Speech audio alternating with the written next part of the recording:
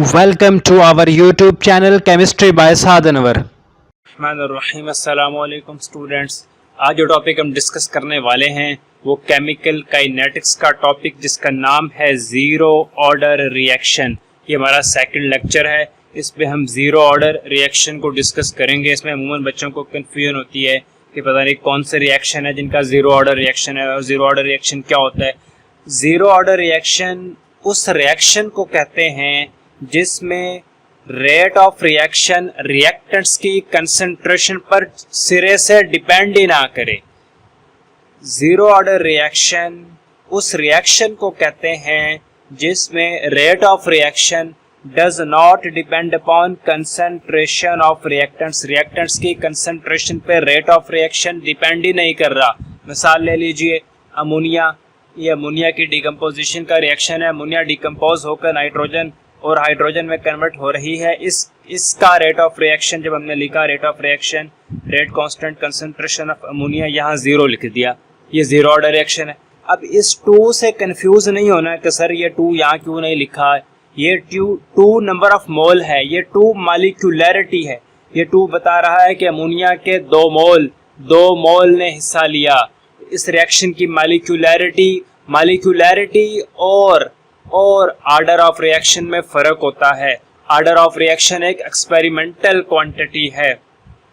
देखें, अब इस टू को यहाँ नहीं पुट कर देना कि ये एक्सपेरिमेंटल क्वांटिटी है आर्डर ऑफ रिएक्शन। जब हमने इस रिएक्शन का आर्डर देखा तो वो ज़ीरो था। तो ये देखें, अब इस रिएक्शन का जो रेट ऑफ रिएक्शन है उसमें रिएक्टेंट्स की कंसंट्रेशन पे डिपेंड नहीं कर रहा रेट ऑफ रिएक्शन। तो ये ज़ीरो ऑर्डर रिएक्शन ऐसा रिएक्शन कहलाता है ज़ीरो ऑर्डर रिएक्शन। हम ज़ीरो ऑर्डर रिएक्शन की थोड़ी सी डेरिवेशन देखते हैं। हमने अगर इसकी डेरिवेशन लिखें, ये मैं लिखता हूँ डेरिवेशन। इसमें एक रिएक्टेंट ए ये कन्वर्ट हुआ प्रोडक्ट में। रिएक्टेंट ए कन्वर्ट हो रहा है प्रोडक्ट में। जब हमारे पास टाइम टी होगा ज़ीरो। टाइम टी ज़ीरो का मतलब है कि अभी रिएक्शन शुरू ही नहीं हुआ, तो प्रोडक्ट की कितनी मिकदार होगी? कोई मिकदार भी नहीं। टाइम टी ज़ीरो, रिएक्शन शुरू ही नहीं हुआ, इसका मतलब है प्रोडक्ट तो बनेगा ही नहीं। उस वक्त कोई प्रोडक्ट भी नहीं होगा। तो हम यहाँ लिख देंगे ज़ीरो मोल्स पर लीटर, क्योंकि कंसंट्रेशन का यूनिट होता है मोल्स पर लीटर। और जितने भी इस वक्त हमारे पास मिकदार होगी वो सारी की सारी रिएक्टेंट ए की होगी।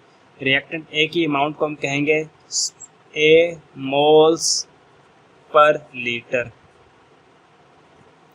और जब टाइम हो जाएगा, टाइम हमारे पास कोई टाइम की वैल्यू हो जाएगी, time 2 minute 10 minute 15 minute, reaction शुरू हुए कुछ मिनट हो चुके होंगे, रिएक्शन को शुरू हुए कुछ टाइम हो चुका होगा, तो प्रोडक्ट की कोई मिकदार बन गई होगी। जो प्रोडक्ट की मिकदार बन गई होगी उसको हम कह देते हैं एक्स मोल पर लीटर। अब रिएक्टेंट ए की मिकदार में कुछ कमी वाक़या होगी। एट टाइम टी जब प्रोडक्ट एक्स बन गया होगा तो उस वक्त रिएक्टेंट ए की मिकदार में कुछ कमी होगी। वो कमी कितनी होगी? जितना प्रोडक्ट एक्स बन गया।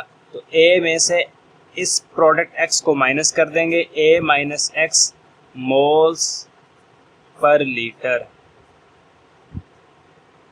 तो अब इस रिएक्शन का रेट लिखें। इस रिएक्शन का हम रेट लिखेंगे रेट ऑफ रिएक्शन। इस रिएक्शन का रेट ऑफ रिएक्शन देखें, ए क्या हो रहा है? डिक्रीज हो रहा है। ए डिक्रीज हो रहा है तो rate of reaction minus show कर रहा है कि concentration of A is decreasing with time. Minus show कर रहा है कि concentration of A is decreasing with time is equal to K. और ए की कंसंट्रेशन पर तो ये डिपेंड ही नहीं कर रहा क्योंकि ज़ीरो ऑर्डर रिएक्शन है। तो रेट ऑफ रिएक्शन क्या हो गया? रेट ऑफ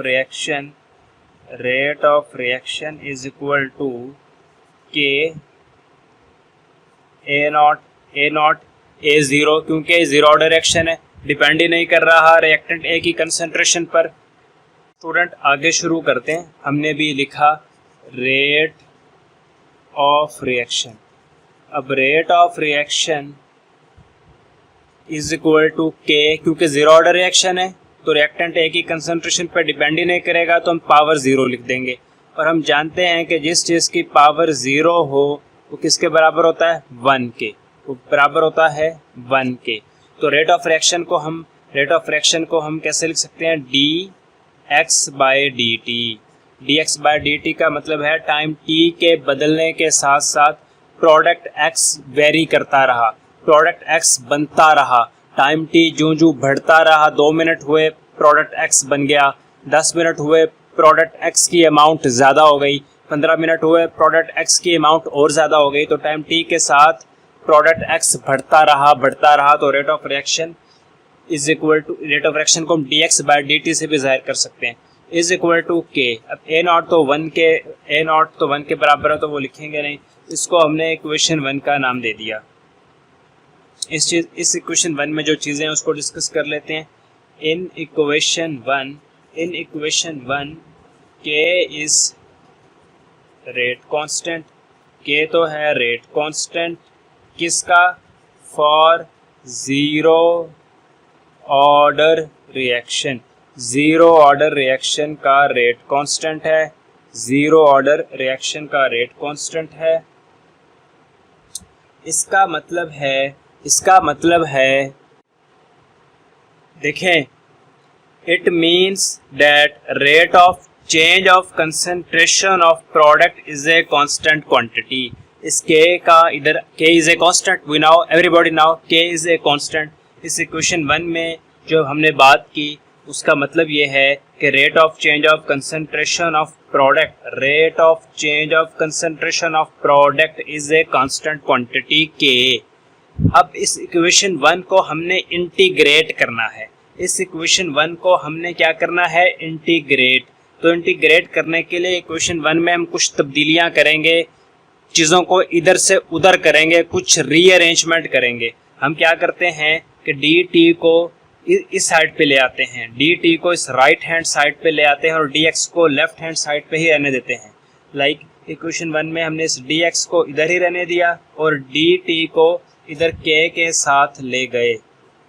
अब इसको इंटीग्रेट करना है, ये हमने साइन लगाया, ये साइन होता है sign of integration, dx is equal to k dt, इधर भी साइन ऑफ इंटीग्रेशन। फिर देखें जो ये वाला d है ये कैंसिल आउट कर देता है, तो यहाँ से सिर्फ x बचेगा और ये k इज ए कांस्टेंट हम बाहर ले जाते हैं, साइन ऑफ इंटीग्रेशन अंदर ले आते हैं, कांस्टेंट हम बाहर ले जाते हैं, साइन ऑफ इंटीग्रेशन अंदर ले आते हैं। तो x इज इक्वल टू, जब इसकी इंटीग्रेशन करेंगे तो इसकी इंटीग्रेशन से हमारे पास आएगा k t, ये यहाँ से आप समझे कि कैंसिल हो गया, प्लस एक कांस्टेंट c, प्लस में प्लस एक कांस्टेंट c, इसको इक्वेशन 2 कह देंगे। देखें अब जो इक्वेशन 2 में c है, c एक कांस्टेंट है, इसको हम बोलते हैं constant of integration.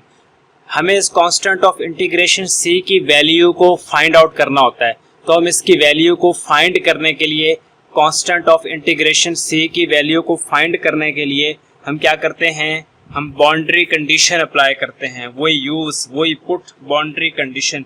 Boundary condition क्या होती हैं, बाउंड्री कंडीशन ये होती है कि जब टाइम t 0 हो जाए, देखें जब टाइम t 0 होगा तो उस वक्त प्रोडक्ट x तो कुछ भी ना बना होगा, क्योंकि टाइम t 0 का मतलब है रिएक्शन अभी शुरू ही नहीं हुआ, तो प्रोडक्ट x फिर कोई भी नहीं होगा, x इज इक्वल टू 0। तो this is boundary condition. Boundary condition क्या, when t is equal to 0 x is equal to 0, x also equal to 0। put this boundary condition in equation number 2। Equation number 2 में boundary condition put करो तो बन जाएगी 0 is equal to, क्योंकि हमारा x 0 है, k और k के साथ t भी 0 है, प्लस c। 0 जब इसके साथ मल्टीप्लाई होगा तो क्या हो जाएगा 0, तो यहाँ से भी 0 प्लस c, तो c भी हमारे पास क्या हो जाएगा, C is equal to also 0, तो C की वैल्यू 0 होगी। Put above value of C in equation number 2। Equation number 2 video पीछे आप करके देखें, इक्वेशन नंबर 2 मिल जाएगी। आप C की वैल्यू पुट करें तो इक्वेशन बन जाएगी x is equal to KT, x is equal to KT, इसको इक्वेशन 3 कह दें। x is equal to KT, इसको इक्वेशन 3 कह दें। इसमें जो K है ये क्या है, rate constant for zero order reaction. K is rate constant for zero order reaction. ये जीरो ऑर्डर रिएक्शन के लिए रेट कांस्टेंट है। हमने इक्वेशन 3 निकाल ली। इक्वेशन 3 का हमें फ़ायदा क्या है, इक्वेशन 3 हमने क्यों निकाली, इक्वेशन 3 से हमें पता क्या चलेगा। देखें, इक्वेशन 3 से हमें ये पता चलेगा, अगर किसी स्टूडेंट को, किसी केमिस्ट को रेट कांस्टेंट K की वैल्यू पता हो और रिएक्शन शुरू हुए कितना टाइम हो गया ये पता हो, टाइम T पता हो, तो वो प्रोडक्ट X कैलकुलेट कर सकता है। अगर किसी स्टूडेंट को टाइम T पता हो, रेट कांस्टेंट K की वैल्यू पता हो, तो वो प्रोडक्ट X को कैलकुलेट कर सकता है। अच्छा, तो बात करते हैं units of zero order reaction. हमें पता है कि जीरो ऑर्डर रिएक्शन के लिए जो हमने इक्वेशन बनाई वो x is equal to KT, तो यहाँ से K अलग कर लें, x ओवर T। x क्या है, प्रोडक्ट की कंसंट्रेशन, और कंसंट्रेशन के यूनिट क्या होते हैं, मोल पर क्यूबिक डेसीमीटर, मोल पर क्यूबिक डेसीमीटर। टाइम के क्या यूनिट होते हैं, सेकंड। तो हमने यूनिट पुट किए और ये क्या बन जाएगी, मोल पर क्यूबिक डेसीमीटर, सेकंड ऊपर जाकर पर सेकंड। तो ये यूनिट हो गए जीरो ऑर्डर रिएक्शन के। एग्जाम में MCQ आता है, यहाँ से MCQ आता है, क्वेश्चन आता है कि जीरो ऑर्डर रिएक्शन के यूनिट क्या है, मोल पर क्यूबिक डेसीमीटर पर सेकंड। अब हम कैलकुलेट करते हैं half life period of zero order reaction. Half life, ये भी छोटी सी चीज़ है, half life period of zero order reaction, half life period of zero order reaction. Simple ये वाले इक्वेशन यूज करेंगे, x is equal to KT, x is equal to KT। तो T क्या हो जाएगा, क्योंकि हमने हाफ लाइफ पीरियड निकालना है, यानी कि टाइम निकालना है, T हो जाएगा x ओवर K।